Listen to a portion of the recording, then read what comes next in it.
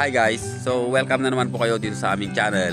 At ngayong araw ay nandito po tayo ngayon sa ating dating farm or dito sa ating unang farm.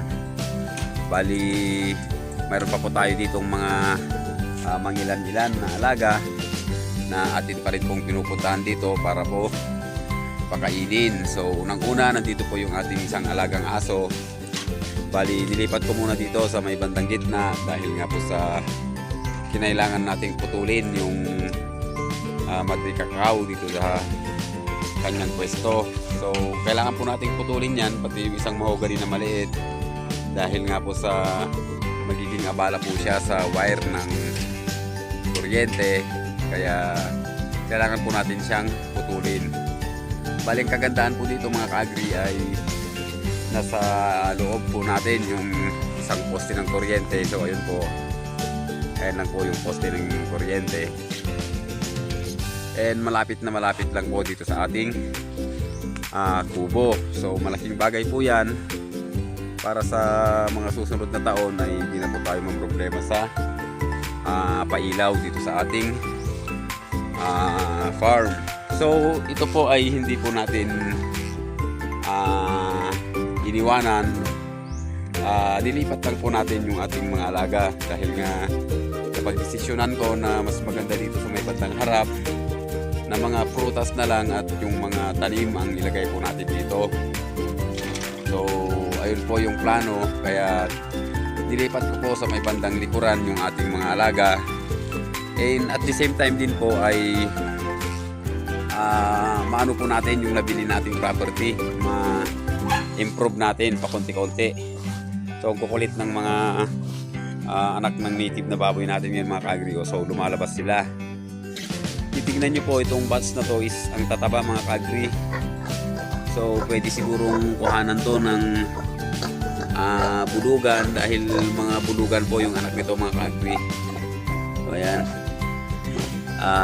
Dito mga ka-agri ay babaklasin din po siguro natin tong pabahay na to. So yung mga bubungan po ay kakailanganin natin. So yung mga yero, baka itong mga yero na to ay gagamitin natin sa pabahay ng ating mga alagang kambing and yung tupa. So yung mga native na baboy natin mga ka-agri ay sila po siguro yung mahuhuling inilipat natin, dahil nga po sa okay pa naman sila dito. So hindi naman sila nakakaabala sa ating mga tanim kahit na nandito pa sila. Pero ililipat po natin lahat yun mga ka-agri, itong ating mga alaga, dahil nga baka pagdating ng araw po dito ay maraming magreklamo dahil nga po sa amoy. So mas maganda na po dyan sa bago nating area, sa farm nating binubuo, malayo po siya sa mga kabahayan. So ito po yung ating mga alagang tupa ngayon mga ka-agri, no? Bali buntis po yung dalawang inahin, and ang iniwan na lang po natin dito ay yung maliit na lalaki. So nakakatakot po kasi yung ating dating ram, dahil nga po sa lagi akong binabanatan. So baka madisgrasya pa niya ako. And namatay din po yung isang ano natin, yung although hindi pala siya namatay, kinatay po natin yung isang inahin dahil nga po sa ang daming plema sa kanyang lalamunan. So hindi ko po alam kung paano gagamutin yon, kaya nag-decide na lang po tayo na katayin. Kaya lang ang naging problema natin mga ka-agri ay buntis pala yung ating inahin na yon. So yun yung pinakabatang inahin. Mga 1 month na siguro siyang buntis mga ka-agri. So ito ngayon, papakawalan natin yung ibang kambing natin. Yung iba nakalabas na mga ka-agri. So yan na po yung anak, napakalaki na. And itong pinakamatandang kambing natin mga ka-agri ay i-observe na lang natin kung maganda pa yung panganganak niya ngayon, is itutuloy pa natin. So parang nagtatai siya. Ayun. Sobrang tanda na po niyan mga ka-agri. Tinitignan nyo, napakalaki na naman yung tiyan. So hindi siya nagtatay mga ka-agri, basa lang yung tae niya. So lagi kasi umuulan dito, kaya ganyan. So yung mga ka-agri, yung ibang manok natin dito ay medyo maliliit pa, and dito na lang natin sila pinapalaki at dito na rin natin sila paparamihin. So itong pabahay din po na ito mga ka-agri ay tatanggalin din po natin, dahan-dahanin po natin tanggalin yung mga ano dito, mga pabahay. And dito is tataniman na lang po siguro ng mga prutas to mga ka-agri. At lahat ng mga alaga natin ay dadalhin natin sa likod. So tingnan po itong aming mga native na baboy. So ayan, buntis na po itong isa. And ito is nasampahan na rin.